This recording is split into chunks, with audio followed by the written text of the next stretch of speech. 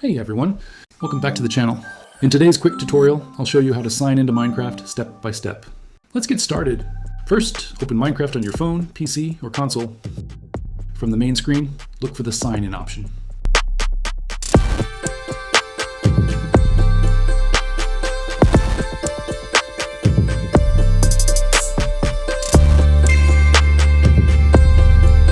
Tap sign in with a Microsoft account.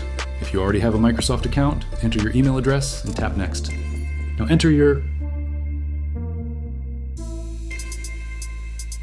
Microsoft account password and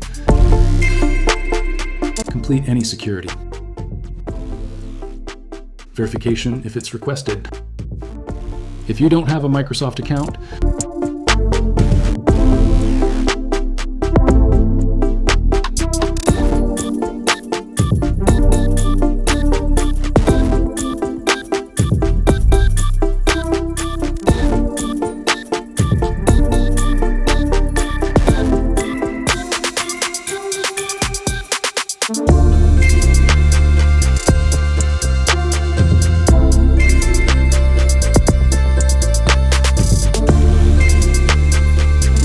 choose Create One and follow the instructions to make an